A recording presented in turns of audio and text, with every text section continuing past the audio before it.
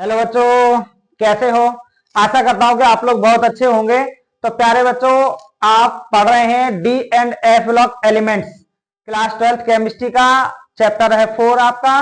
और जिसमें हमारा जो टॉपिक चल रहा है बच्चों, वो है संक्रमण तत्वों के गुण। संक्रमण तत्वों के गुण, ठीक है ना। जिसमें 5 प्रॉपर्टीज हमने आपको पढ़ा दी हैं और आज उससे आगे वाली प्रॉपर्टीज पर हम चर्चा करने वाले हैं। तो आइए बिना देरी किए आज की क्लास की शुरुआत करते हैं बच्चों। तो आज हम पढ़ाने वाले हैं आपको भौतिक गुण। सबसे पहले संक्रमण तत्वों के भौतिक गुण, ठीक है ना, या भौतिक अवस्था। ठीक है, तो आप हेडिंग लगाइए नंबर 6 पर, भौतिक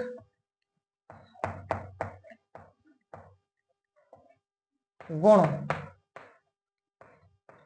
फिजिकल प्रॉपर्टीज। ठीक है, तो ये जो संक्रमण तत्व होते हैं बच्चों, वो अति कठोर होते हैं। क्या होते हैं? अति कठोर होते हैं और बहुत कम वाष्पशील होते हैं बच्चों। और इनके गलनांक और क्वथनांक क्या होते हैं? बहुत ही उच्च होते हैं संक्रमण तत्वों के। रीजन क्या होता है, कारण क्या होता है कि इनके गलनांक और क्वथनांक उच्च होते हैं? क्योंकि जो बॉन्डिंग होती है बच्चों, ये कंपाउंड जो का फॉर्मेशन जब करते हैं तो बॉन्डिंग जो होती है उसमें NS और N-1D दोनों के इलेक्ट्रॉन्स पार्टिसिपेट करते हैं। इसलिए इनके melting point and boiling point दोनों ही क्या होते हैं बच्चों?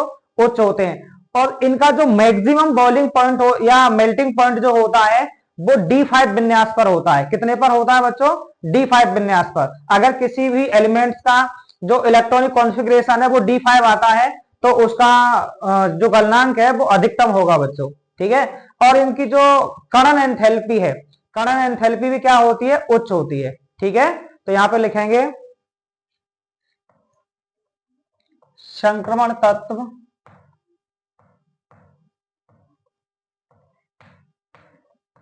संक्रमण तत्व अति कठोर एवं कम वाष्पशील होते हैं। कम वाष्पशील होते हैं। ठीक है, दूसरा हम लिख सकते हैं बच्चों इसके, यानी इनके गलनांक व क्वथनांक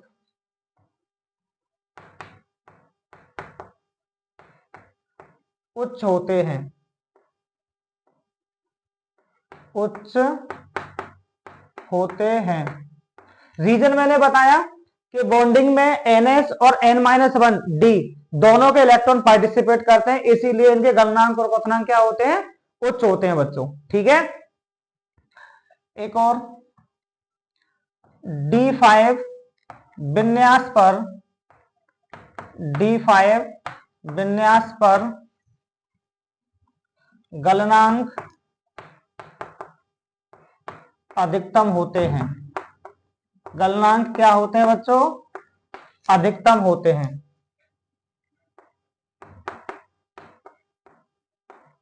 ठीक है, D5 विन्यास पर गलनांक अधिकतम होते हैं। अब हम देखते हैं कि सबसे ज्यादा गलनांक किसका होता है। सबसे ज्यादा गलनांक किसका होता है डी ब्लॉक एलिमेंट्स में? देखिए, जो हमारी 3D सीरीज है उसमें कौन कौन से एलिमेंट्स आते हैं बच्चों? Scandium, titanium, vanadium, chromium, manganese, ठीक है ना, आयरन, कोबाल्ट, निकेल, कॉपर और जिंक। ठीक है, इसके बाद जो 4D सीरीज है उसमें आता है यटेरियम, zirconium, Nv, MO, TC, Ru, RH, अगर AG और CD। ऐसी जो आपकी 5D सीरीज है उसमें आता है बच्चों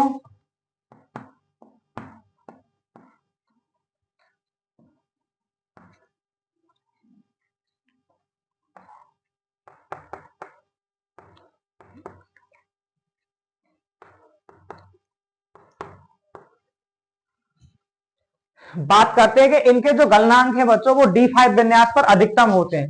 देखिए हम यहां पे देखें इनका इलेक्ट्रॉनिक कॉन्फ़िगरेशन, जैसे क्रोमियम का है बच्चों, किसका है, क्रोमियम। देखिए गलनांक अधिकतम कब होगा, जितने ज्यादा अनपेयर इलेक्ट्रॉन होंगे बच्चों, जितने ज्यादा अयुग्मित इलेक्ट्रॉन होंगे, है ना, वो उतने ही ज्यादा बॉन्ड बनाएंगे, और जितने ज्यादा बॉन्ड बनाएंगे उतनी ज्यादा बॉन्ड स्ट्रेंथ होगी बच्चों। क्या होगी, बॉन्ड स्ट्रेंथ। उसको तोड़ने के लिए उतना ही ज्यादा टेम्परेचर देना पड़ेगा, इसलिए इनके गलनांक और क्वथनांक क्या हो जाते हैं बच्चों, बढ़ जाते हैं। तो हमने क्या बताया, जिसके पास जितने ज्यादा अनपेयर इलेक्ट्रॉन होंगे, अयुग्मित इलेक्ट्रॉन होंगे, है ना, उसका मेल्टिंग पॉइंट उतना ही ज्यादा होगा। जैसे हमारे पास अगर हम यहां पे आए तो ये 3D1 4s2, 3D2 4s2, 3D3 4s2 और 3D5 क्रोमियम का कितना होता है, 3D5 4s2। ऐसे ही इसका सॉरी 4s1 होता है बच्चों, इसका कितना होता है 4s1, और 3D5 मैग्नीज का और 4s2, 3D6 4s2 Fe का, कोबाल्ट का होता है 3D7 4s2, निकिल का 3D8 4s2, कॉपर का 3D10 4s1, जिंक का 3D10 4s2। ठीक है, अब यहां देखेंगे, देखिए बच्चों जो क्रोमियम है, क्रोमियम के पास 5 अयुग्मित इलेक्ट्रॉन है बच्चों, तो इसका मेल्टिंग पॉइंट ज्यादा होता है। 3D सीरीज में क्रोमियम का ज्यादा होता है। वैसे होना तो मैग्नीज का भी चाहिए, क्योंकि मैग्नीज के पास 5 अयुग्मित इलेक्ट्रॉन है, लेकिन जो मैग्नीज की क्रिस्टल संरचना होती है वो एबनॉर्मल होती है बच्चों। क्या होती है, एबनॉर्मल, इसलिए इसका गलनांक इतना नहीं हो पाता। ठीक है ना, तो क्रोमियम है और यहां मोलिब्डेनम है और यहां टंगस्टन है। क्या है, टंगस्टन, डब्ल्यू। तो सबसे ज्यादा जो मेल्टिंग पॉइंट होता है बच्चों, highest melting point in whole D block elements, ठीक है ना, डी ब्लॉक के सभी तत्वों में सबसे अधिक गलनांक वाला जो एलिमेंट होता है वो होता है बच्चों डब्ल्यू, टंगस्टन। इससे कम गलनांक होता है एमओ का, और इससे कम गलनांक होता है सीआर का। ठीक है ना, तो सबसे अधिक गलनांक किसका होता है बच्चों, सबसे अधिक मेल्टिंग पॉइंट किसका होता है बच्चों, डब्ल्यू का, डब्ल्यू का। उससे कम किसका होता है, एमओ का, और उससे कम किसका होता है, सीआर का। यानी समझ में आ गया होगा, सबसे ज्यादा 5D सीरीज के एलिमेंट्स का, फिर 4D सीरीज के एलिमेंट का, और फिर 3D सीरीज के एलिमेंट का। तो आप कंपेरिजन करके बता सकते हैं कि highest melting point in whole D block elements यानी कि क्या होता है, टंगस्टन होता है बच्चों। ठीक है ना, सबसे ज्यादा गलनांक वाला तत्व कौन सा होता है, टंगस्टन, उससे कम मोलिब्डेनम और उससे कम क्रोमियम होता है। तो प्यारे बच्चों, आशा करता हूं कि ये समझ में आया हुआ आपको। अब इसे आप नोट करें, फिर हम बात करते हैं इनकी जो मैग्नेटिक प्रॉपर्टीज है, चुंबकीय गुण है, उनके बारे में। ठीक है, आप नोट करें इसे।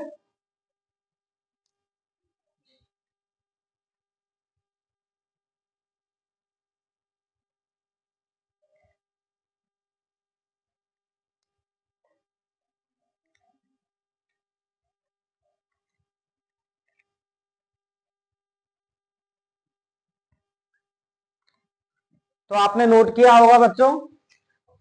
अब इसके बाद अगली प्रॉपर्टीज का अध्ययन करेंगे, मैग्नेटिक प्रॉपर्टीज एंड कलर्स।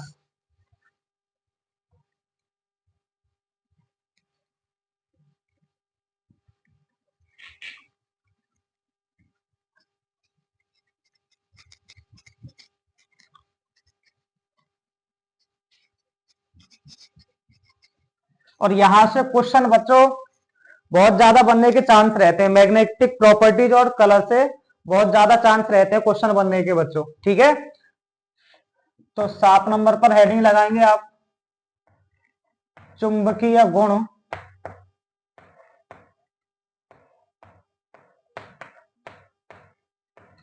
चुंबकीय गुण एवं रंग। ठीक है, तो सबसे पहले हम ये जानते हैं कि चुंबकीय गुण आखिर में दिखाते क्यों है ये। ठीक है ना, तो पहले इसमें हेडिंग लगा लो बच्चों, चुंबकीय गुण, मैग्नेटिक प्रॉपर्टीज। देखिए इलेक्ट्रॉन्स जो होता है अपनी धुरी पर दो प्रकार की गति करता है, यानी इलेक्ट्रॉन्स की एक तो होती है कक्षीय गति और एक होती है चक्रण गति। इन दोनों गतियों के कारण जो डाइपोल मूवमेंट उत्पन्न होता है उसको हम एक सूत्र से ज्ञात कर सकते हैं बच्चों, ठीक है। वो सूत्र हम आपको बता रहे हैं और उसके बाद हम क्वेश्चन करके आपको निकाल के दिखाएंगे कि कैसे हम किसी भी एलिमेंट्स का रंग बता सकते हैं और उसका डाइपोल मूवमेंट बता सकते हैं, चुंबकीय आघूर्ण बता सकते हैं, ठीक है ना। तो यहां लिखेंगे इलेक्ट्रॉन की कक्षीय गति, कक्षीय गति व चक्रण गति के कारण चुंबकीय आघूर्ण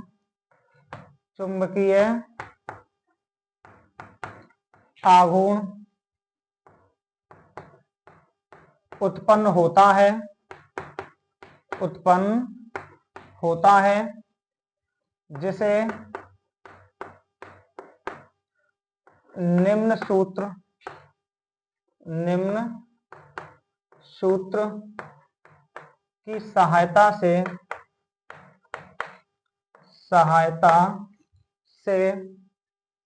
ज्ञात कर सकते हैं। वो सूत्र क्या होता है बच्चों, म्यू ये चुंबकीय आघूर्ण होता है, म्यू बराबर अंडर रूल में n+2 बोर मैग्नेटॉन। डीएम का मतलब क्या है बच्चों, बोर मैग्नेटॉन, ये इसका यूनिट होता है। क्या होता है, यूनिट। और जहां n क्या है बच्चों, अयुग्मित इलेक्ट्रॉनों की संख्या, जहां n क्या है, अयुग्मित इलेक्ट्रॉन की संख्या, ठीक है, अयुग्मित इलेक्ट्रॉनों की संख्या है। इस सूत्र के द्वारा हम डाइपोल मूवमेंट आपको निकाल के दिखाएंगे कैसे निकालते हैं। उससे पहले हम एक प्रॉपर्टीज, और ये बच्चों इंपोर्टेंट है, ये बहुत ज्यादा इंपोर्टेंट है अब जो बताने जा रहा हूं, यानी रंगीन आयनों का बनना, रंगीन आयनों का बनना।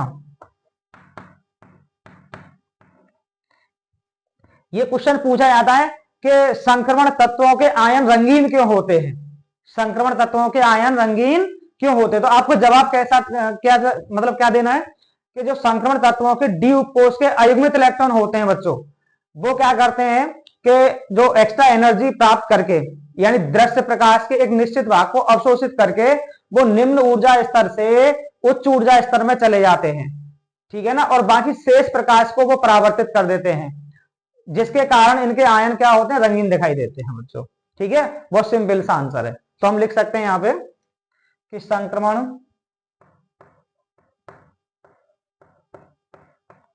तत्वों के डी उपकोष के अयुग्मित इलेक्ट्रॉन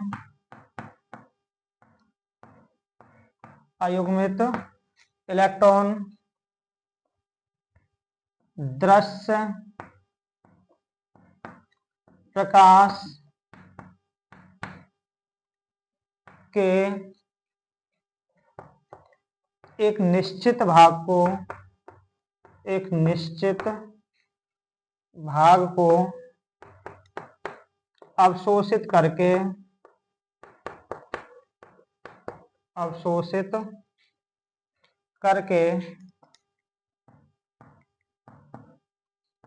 निम्न ऊर्जा स्तर से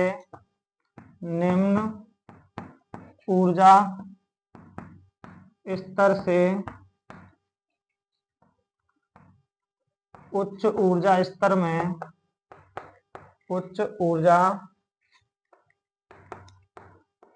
में चले जाते हैं, चले जाते हैं तथा शेष प्रकाश को, शेष प्रकाश को परावर्तित करते हैं, परावर्तित करते हैं, करते हैं, जिससे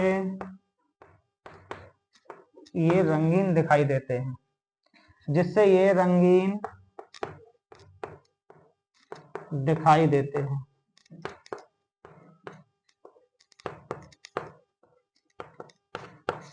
ठीक है बच्चों, यानी संक्रमण तत्वों के डी कोश में अयुग्मित इलेक्ट्रॉन जो होते हैं वो दृश्य प्रकाश के एक निश्चित भाग को एब्जॉर्ब कर लेते हैं, अवशोषित कर लेते हैं बच्चों। बाकी शेष प्रकाश को क्या करते हैं, वो परावर्तित करते हैं और वो फिर प्रकाश को अवशोषित करके निम्न ऊर्जा स्तर से उच्च ऊर्जा स्तर में चले जाते हैं। ठीक है ना। और जब वो वापस लौटते हैं तो विकिरण के रूप में एनर्जी को रिलीज भी करते हैं बच्चों।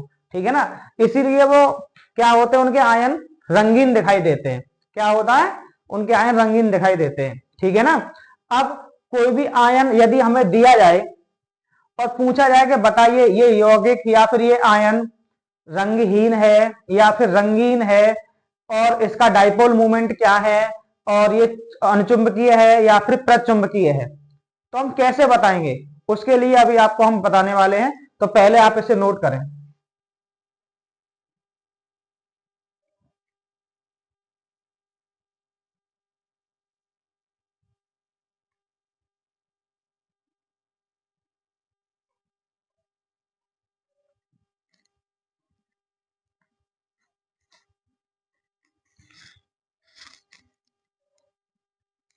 तो आपने नोट किया होगा बच्चों।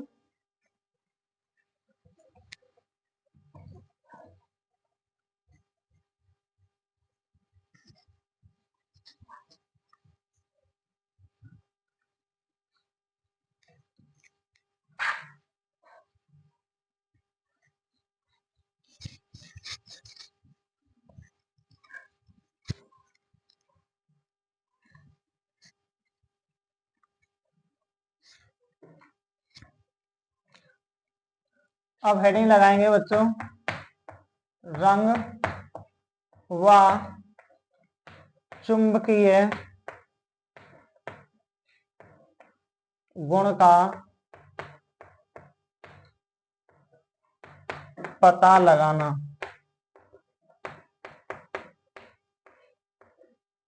कि हम रंग और चुंबकीय गुण का पता कैसे लगाएंगे बच्चों। ठीक है। तो इसमें हम आपको एक ट्रिक दे रहे हैं बच्चों, इस ट्रिक को नोट करेंगे। नंबर ए, यदि आयन में उसके डी ऑर्बिटल में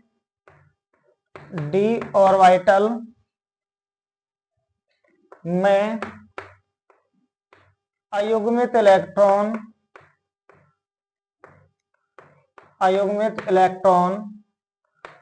है तो वह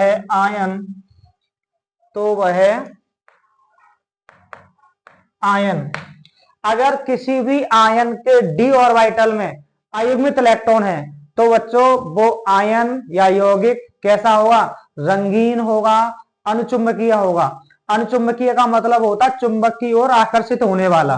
क्या, चुंबक की ओर आकर्षित होने वाला। ठीक है ना। तो वह आयन रंग में कैसा होगा बच्चों, रंगीन।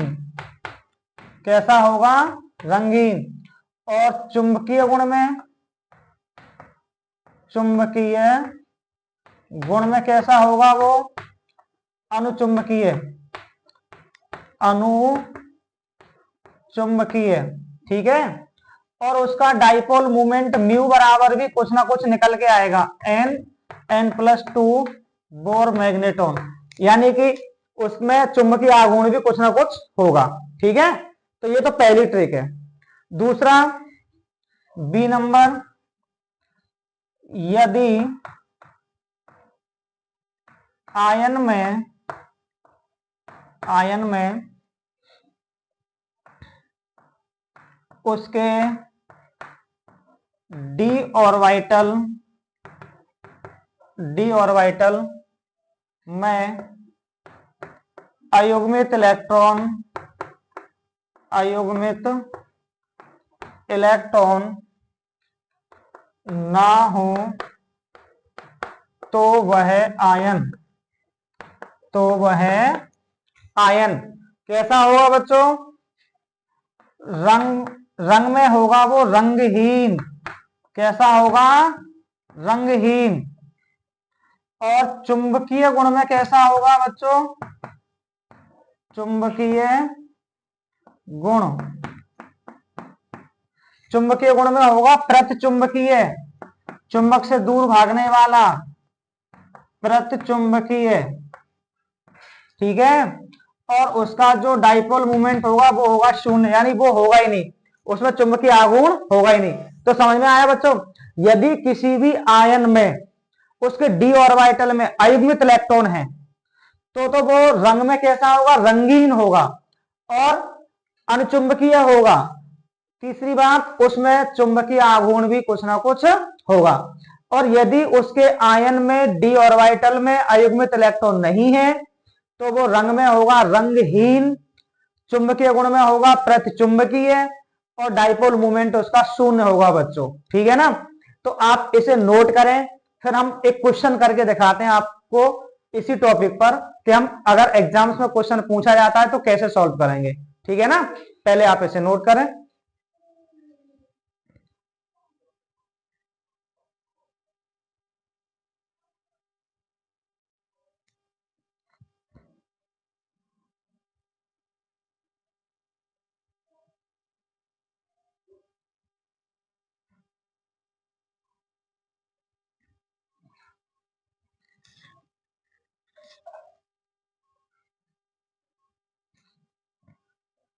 तो अब बात करेंगे बच्चों कि कैसे पता लगाएंगे।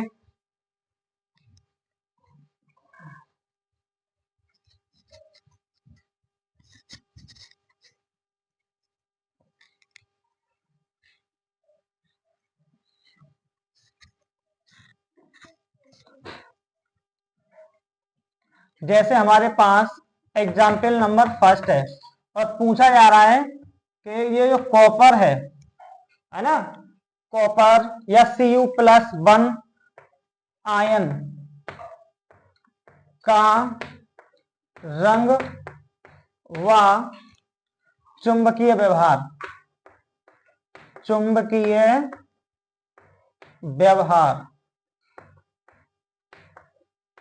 ठीक है, Cu+1 आयन का रंग व चुंबकीय व्यवहार तो कैसा होगा?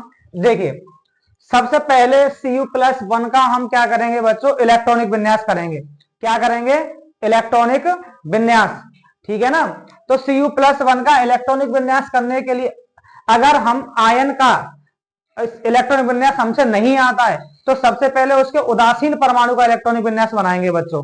ठीक है ना? किसका बनाएंगे? उदासीन परमाणु का। जैसे कॉपर है तो कॉपर का इलेक्ट्रॉनिक कॉन्फ़िगरेशन 29 होता है। कितना होता है? 29। तो इसका कितना बनता है? 1s2, 2s2, 2p6 और 3s2, 3s2, 3p6, 4s1 और 3d10। क्या होता है बच्चों? 4s1, 3d10। ये है आपका कॉपर का। देखो 10 और 8 18 और 10 28 और 1 29 पूरा हो गया। अब इसके बाद अगर हमें Cu+1 का बनाना है तो अब जो इलेक्ट्रॉन निकलेगा वो 4s से निकलेगा, क्योंकि इलेक्ट्रॉन सबसे बाहर वाले कोष से निकलता है बच्चों। किससे निकलता है? सबसे बाहर वाले कोष से। तो 4s से इलेक्ट्रॉन निकलेगा। तो अगर हम Cu+1 का बनाना चाहें, Cu+1 तो कितना बन जाएगा? 1s2, 2s2, 2p6, 3s2, 3p6, 4s0। इसको हम लिखें या ना लिखें तो कोई फर्क नहीं पड़ने वाला। ठीक है ना? 4s0, 3d10। अब हमारी ट्रिक क्या है बच्चों के, यदि आयन में उसके डी ऑर्बिटल में अयुग्मित इलेक्ट्रॉन है तभी वो रंग में रंगीन होगा, अन्यथा की स्थिति में क्या होगा, वो रंगहीन होगा।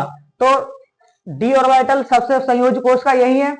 अब डी में 3D में कितने इलेक्ट्रॉन है बच्चों, 10, और डी में कितने कक्षक होते हैं, 5, 1 2 3 और 2 5। तो डी में 10 इलेक्ट्रॉन है, तो ये पहला, दूसरा, तीसरा, चौथा, पांचवा और ये छठा, सातवां, आठवां, नौवां और ये 10वां। अब बच्चों यहां देखो, क्या तुम्हें कोई अयुग्मित इलेक्ट्रॉन दिखाई दे रहा है, बताइए, एक भी इलेक्ट्रॉन अयुग्मित तो नहीं है। यानी जो n है, n अयुग्मित इलेक्ट्रॉनों की संख्या होती है वो क्या आ गई, 0। n बराबर क्या हो गया, 0, क्योंकि यहाँ पे कोई भी अयुग्मित इलेक्ट्रॉन नहीं है। जब नहीं है तो इसका जो रंग होगा वो कैसा होगा बच्चों, रंगहीन होगा। कैसा होगा, ये रंगहीन होगा। और चुंबकीय गुण में, चुंबकीय गुण में कैसा होगा, ये प्रतिचुंबकीय। कैसा होगा, ये प्रतिचुंबकीय, ठीक है, कैसा होगा, प्रतिचुंबकीय। अगर इसका डाइपोल मूवमेंट निकालना चाहें हम, म्यू बराबर, तो अंडूल में 0, फिर 0 + 2 है ना, तो 0 से गुणा करेंगे तो कितना आएगा, 0। क्या आएगा, 0 आएगा, क्योंकि n का मान 0 है ना, तो n + 2 होता है। तो ये तो हमने आपको पहले ही बताया था कि अगर उसमें डी ऑर्बिटल में अयुग्मित इलेक्ट्रॉन नहीं है तो डाइपोल मूवमेंट क्या आएगा, 0 आएगा, ठीक है। अब यदि हम बात करें बच्चों Cu+2 की, किसकी बात करें, second example, example second, Cu+2 ion का रंग व चुंबकीय व्यवहार। तो Cu+2 आयन का देखो यहीं से तोड़ देंगे इलेक्ट्रॉनिक कॉन्फ़िगरेशन इसका। अब 4s में तो 0 है, यहां से तो कुछ जाने वाला नहीं है। अब d से जाएगा बच्चों एक इलेक्ट्रॉन, क्योंकि Cu+2 है ना, तो कितने इलेक्ट्रॉन निकलेंगे, 2। कितने, 2। एक तो निकल गया यहां से, अब एक और निकलेगा, वो कहां से जाएगा, 3d से जाएगा बच्चों। तो Cu+2 का इलेक्ट्रॉनिक कॉन्फ़िगरेशन आने वाला है 1s2, 2s2, 2p6 और 3s2, 3p6 और 4s0 और 3d9। कितना बच्चों, 9। तो यहां पे देखिए डी में कितने इलेक्ट्रॉन हैं, 1 2 3 और 2 5। ये पहला इलेक्ट्रॉन, दूसरा, तीसरा, चौथा, पांचवा, छठा, सातवां, आठवां और ये 9वां। कितने इलेक्ट्रॉन हो गए, 9। एक रह गया बच्चों बिना जोड़े वाला, कितना रह गया, 1। ये अयुग्मित इलेक्ट्रॉन है, तो n बराबर कितना आ गया, 1, ठीक है। जब n का मान 1 आ गया तो इधर कर देते हैं बच्चों, है ना, n बराबर 1 आ गया तो ये रंग में कैसा हो जाएगा, रंग में हो जाएगा बच्चों ये रंगीन। कैसा हो जाएगा, रंगीन। और चुंबकीय गुण कैसा हो जाएगा इसका, चुंबकीय गुण हो जाएगा अनुचुंबकीय, अनुचुंबकीय, ठीक है। और डाइपोल मूवमेंट म्यू बराबर निकालेंगे तो अंडर रूल में n+2 बोर मैग्नेटॉन। तो n का मान कितना आया बच्चों, 1, और 1 + 2 तो कितना हो जाएगा, अंडर रूल के 3 बोर मैग्नेटॉन। और चाहो तो अंडर रूल 3 का मान भी लगा सकते हो बच्चों, √3 का मान भी लगा सकते हो। तो ऐसे हम किसी भी आयन का रंग और चुंबकीय गुण बता सकते हैं बच्चों, ठीक है। अब यदि ऐसा दे दे कि उसमें 2 आयन हो, कितने आयन हो, यानी 2 आयन दे दे हमें, जैसे Fe+2 भी दे दिया और Fe+3 भी दे दिया, है ना, और दोनों के दोनों, उसमें दोनों में अयुग्मित इलेक्ट्रॉन है तो दोनों अनुचुंबकीय होंगे, दोनों रंगीन हो गए। अगर कंपैरिजन करवाए कि बताओ इन दोनों में सबसे अधिक अनुचुंबकीय कौन सा होगा, तो ये चीज ध्यान रखना, जिसमें जितने ज्यादा अयुग्मित इलेक्ट्रॉन होंगे उनमें अनुचुंबकत्व का गुण भी उतना ही ज्यादा होगा। जिसमें जितने ज्यादा अयुग्मित इलेक्ट्रॉन होंगे वो उतना ही ज्यादा अनुचुंबकीय होगा, ठीक है। तीसरी बात, अगर ये तो आयन है, अब पूछा जाए तुमसे कि CuSO4 का रंग और चुंबकीय व्यवहार समझाइए, रंग व चुंबकीय व्यवहार समझाइए। तो बेटा किसी भी यौगिक में रंग नहीं होता है, रंग उसके आयनों के कारण होता है। किसके कारण होता है? उसके आयनों के कारण। और आयन कब बनेगा? जब हम उसको वाटर में डिजोल्व करेंगे, जल में घोलेंगे, ठीक है ना। तो कॉपर सल्फेट को जैसे ही हम जल में डालेंगे तो वो Cu+2 और SO4-2 में टूट जाएगा। Cu+2 और SO4-2 में टूटेगा। तो फिर Cu+2 का इलेक्ट्रॉनिक कॉन्फ़िगरेशन करके बता सकते हो। ऐसे तुमसे पूछा जाए कि CuCl2, है ना, तो फिर CuCl2 किस में टूट जाएगा? Cu+2 और Cl-1 में, है ना। तो Cu+2 का बता सकते हो। ऐसे अगर तुम्हें दे दिया जाए कि FeSO4 का रंग व चुंबकीय व्यवहार समझाइए, तो FeSO4 किस में टूटेगा?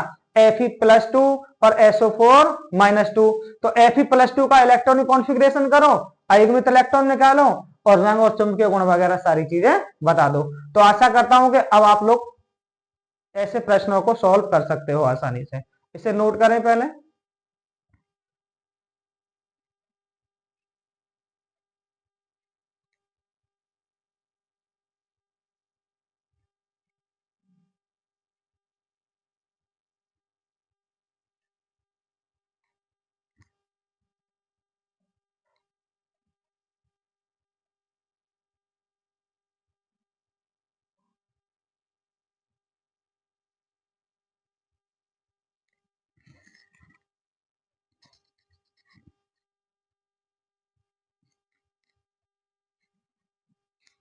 चलिए एक और बता देते हैं आपको, एग्जाम्पल थर्ड,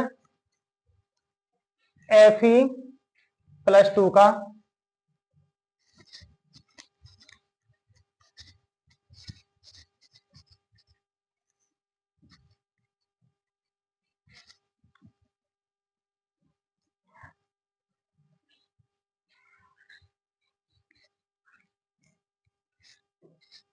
तो लिखेंगे एग्जाम्पल थर्ड है Fe+2 का आयन का रंग व चुंबकीय व्यवहार। Fe+2 आयन का रंग व चुंबकीय व्यवहार, ठीक है। तो Fe+2 का तोड़ेंगे बच्चों इलेक्ट्रॉनिक कॉन्फ़िगरेशन। Fe+2 का 26 होता है ना इसका, तो 26 में से 2 कम कर देंगे 4s2 वाले, ठीक है ना। तो कितना आएगा बच्चों? 1s2, 2s2, 2p6, 3s2, 3p6 और अब हो जाएगा 4s0 और 3d6। देखो 10 और 8 18, ये हो गए यहां तक 10 और 8 18 और 6 24, क्योंकि 24 ही बचे ना, क्योंकि 2 इलेक्ट्रॉन निकल गए, 4s वाले दोनों इलेक्ट्रॉन निकल गए, तो कितने बचे? 24, ठीक है। अब यहां देखो डी ऑर्बिटल ये है बच्चों, इसका डी ऑर्बिटल ये है, कितने इलेक्ट्रॉन है? 6, 1 2 3 4 5 और ये 6। तो नंबर ऑफ अनपेयर इलेक्ट्रॉन कितने आ गए बच्चों? यहाँ पे 1 2 3 4, कितने आ गए? 4। अयुग्मित इलेक्ट्रॉनों की संख्या कितनी आ गई? 4 आ गई। तो इसका मतलब इसमें अयुग्मित इलेक्ट्रॉन है, और जब अयुग्मित इलेक्ट्रॉन है तो फिर ये रंग में कैसा होगा बच्चों? रंग में होगा रंगीन। कैसा होगा? रंगीन। और चुंबकीय गुण, चुंबकीय गुण कैसा होगा? अनुचुंबकीय। अनुचुंबकीय, चुंबकीय गुण में, ठीक है। और म्यू बराबर भी निकाल देंगे बच्चों, कितना आएगा बताओ? 4, फिर 4+2 तो बराबर कितना हो जाएगा? 4 और 2 6, 6 चौक 24, √24 बोर मैग्नेटॉन, ठीक है ना। ये इसका आ गया डाइपोल मूवमेंट, ठीक है। ऐसे आप किसी भी आयन के बारे में बता सकते हैं बच्चों। अब हम अगली प्रॉपर्टीज की बात करते हैं। अब जो प्रॉपर्टी आएगी वो आएगी नंबर 7 आपकी, ठीक है ना। कितनी आएगी? सॉरी नंबर 7 नहीं, नंबर 8 आएगी बच्चों। कितनी आएगी? 8 नंबर, ठीक है। अच्छा क्या है? संकुल आयनों का बनना, संकुल यौगिकों का बनना। एक मिनट, इसको दोबारा से लगा देते हैं हेडिंग्स को।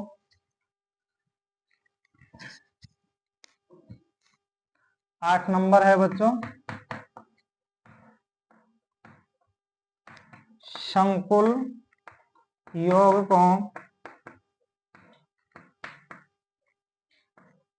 का बनना। तो जो रिक्त डी ऑर्बिटल होते हैं, रिक्त डी ऑर्बिटल और ड्यू टू स्मॉल साइज यानी परमाणु आकार छोटा होने के कारण और रिक्त डी कक्षकों की उपलब्धता के कारण ये क्या बनाते हैं बच्चों, कॉम्प्लेक्स कंपाउंड बनाते हैं, संकुल यौगिक बनाते हैं। तो हम लिख सकते हैं कि रिक्त डी कक्षकों, रिक्त डी कक्षकों की उपलब्धता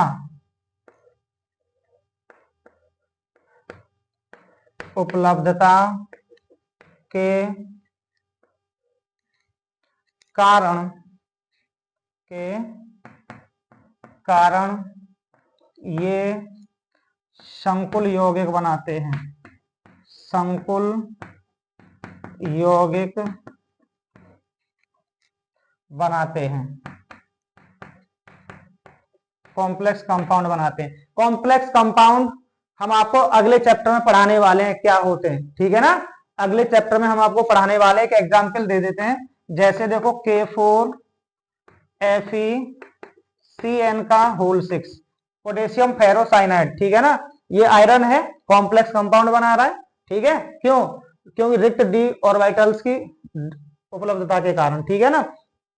अच्छा, अब हम बात करते हैं अगली प्रॉपर्टीज की कि ये उत्प्रेरक का कार्य भी करते हैं बच्चों। किसका कार्य करते हैं? कैटालिस्ट का काम, उत्प्रेरक का काम भी करते हैं। क्यों करते हैं? क्योंकि रिक्त डी ऑर्बिटल परवर्ती ऑक्सीकरण अवस्था, परवर्ती संयोजकता के कारण ये किसका काम करते हैं बच्चों? उत्प्रेरक का काम करते हैं, ठीक है ना। तो यहां पे लिखेंगे उत्प्रेरक का कार्य भी करते हैं ये, उत्प्रेरक का कार्य, है ना। तो यहां लिखेंगे हम परिवर्ती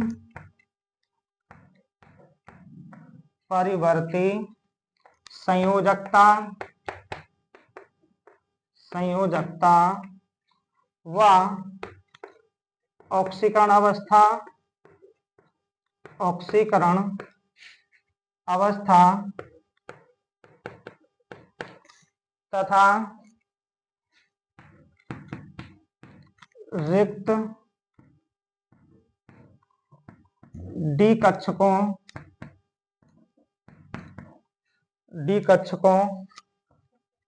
की उपलब्धता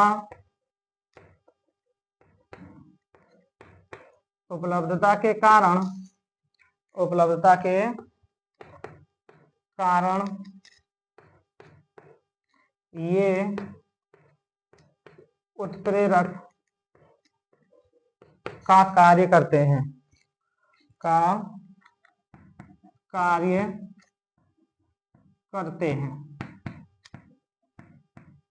ठीक है। एज में लिख सकते हैं जैसे Fe उत्प्रेरक का कार्य करता है, निकिल उत्प्रेरक का कार्य करता है, कॉपर उत्प्रेरक का कार्य करता है, डॉट डॉट डॉट कर सकते हैं बच्चों, ठीक है।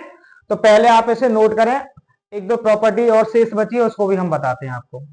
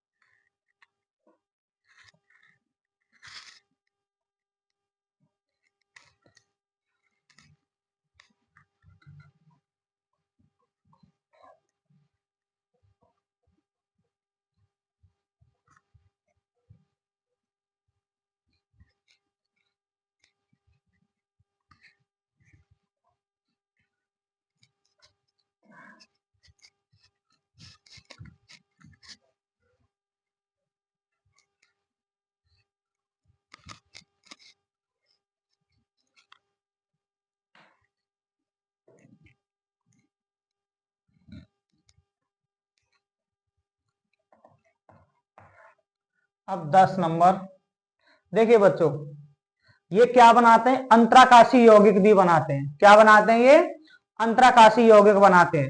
क्योंकि जो इनकी इंटरस्टिशियल साइट होती है, अंतराकाशी स्थान होता है ना, जब इन कणों की व्यवस्था होती है उसके बीच में कुछ थोड़ा सा रिक्त स्थान बचता है, तो वहां पे कार्बन के पार्टिकल्स, हाइड्रोजन के पार्टिकल्स, ऑक्सीजन के पार्टिकल्स ऐसे आके कार्बन के पार्टिकल्स वगैरह वहां पे बीच में आके स्थापित हो जाते हैं, तो इनके अंतराकाश में, तो इसलिए हम बोलते हैं कि ये अंतराकाशी यौगिक बनाते हैं। अच्छा, अंतराकाशी यौगिक जो बनता है उसके बच्चों गलनांक और क्वथनांक इनसे अधिक हो जाते हैं, शुद्ध धातु की तुलना में क्या हो जाते हैं, अधिक हो जाते हैं, और वो इनसे ज्यादा कठोर होते हैं। इनसे ज्यादा क्या होते हैं, वो कठोर भी होते हैं। जैसे अगर शुद्ध लोहे की बात की जाए बच्चों, क्या की जाए, शुद्ध लोहे की बात की जाए, तो शुद्ध लोहा जो होता है उसको तुम आसानी से मोड़ सकते हो, शुद्ध लोहे को आसानी से मोड़ सकते हो, और उस पर जंग भी जल्दी आ सकती है। शुद्ध लोहे पर रस्ट जो होती है, संक्षारण उसका बहुत जल्दी हो सकता है। लेकिन वहां जब उनके अंतराकाश में, लोहे में अंतराकाश में जब कार्बन स्थापित हो जाता है तो बनता है बच्चों इस्पात। क्या बनता है, इस्पात बनता है।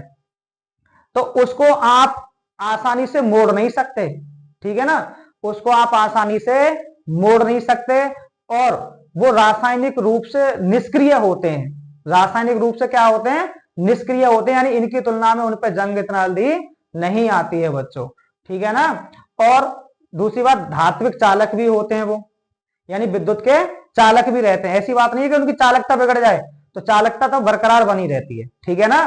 तो अगर जो मैंने नॉलेज दी है वो चाहे तो अपनी नोटबुक पे आप लिख भी सकते हैं, ठीक है ना। तो 10 नंबर में हम लिख सकते हैं कि ये अंतराकाशी यौगिक बनाते हैं, ये अंतराकाशी यौगिक बनाते हैं, ठीक है। और 11 नंबर पर हम बात करेंगे, ये मिश्र धातुएं भी बनाते हैं बच्चों। क्या बनाते हैं, मिश्र धातुएं। पेपर में ये क्वेश्चन भी पूछा जाता है कि संक्रमण तत्व मिश्र धातुएं क्यों बनाते हैं, संक्रमण तत्व मिश्र धातुएं क्यों बनाते हैं। तो मैं बोल रहा हूं, आप नोटबुक में अपनी पे लिख लेंगे। संक्रमण तत्वों का परमाणु आकार लगभग समान होने के कारण ये क्या करते हैं बच्चों, मिश्र धातु बनाते हैं। क्या बनाते हैं, मिश्र धातु। जैसे पीतल है, पीतल कब बनता है, पीतल एक मिश्र धातु है, जब कॉपर और जिंक आपस में मिलता है, कॉपर और जिंक आपस में मिलता है तो बनता है पीतल। ऐसे ही एक कांसा भी मिश्र धातु है तुम्हारी, तो कांसा कब बनती है, जब कॉपर और टिन मिलता है आपस में, कॉपर और टिन मिलता है, ठीक है ना। तो हम लिख सकते हैं ये मिश्र धातुएं बनाते हैं, मिश्र धातुएं बनाते हैं, ठीक है ना। ये क्या बनाते हैं बच्चों, मिश्र धातुएं बनाते हैं। जैसे हम लिख भी सकते हैं यहां पे, तो क्या लिख सकते हैं, जैसे पीतल है, क्या है, पीतल।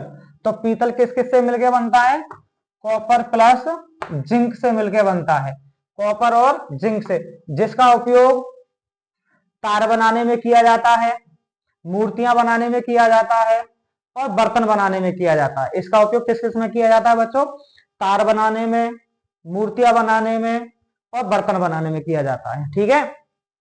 सेकेंड एग्जाम्पल आपका होता है कांसा। क्या होता है, कांसा, जो कॉपर और टिन के मिश्रण से बनता है, कॉपर और टिन के मिश्रण से बनता है। तो इस कांसे का उपयोग भी बच्चों बर्तन बनाने में किया जाता है और मूर्ति बनाने में किया जाता है, ठीक है ना। तो प्यारे बच्चों, जो डी ब्लॉक एलिमेंट्स की जो प्रॉपर्टीज हैं वो आपकी हो गई फाइनल। और आप लोग हमारी वीडियो को यदि देखते हैं तो प्लीज आप हमें सपोर्ट किया करें, और हमारी वीडियो को अपने दोस्तों के साथ शेयर जरूर किया करें। और यदि आप हमारे चैनल पे नए जुड़ते हैं तो फिर आप हमारे चैनल को सब्सक्राइब जरूर करें।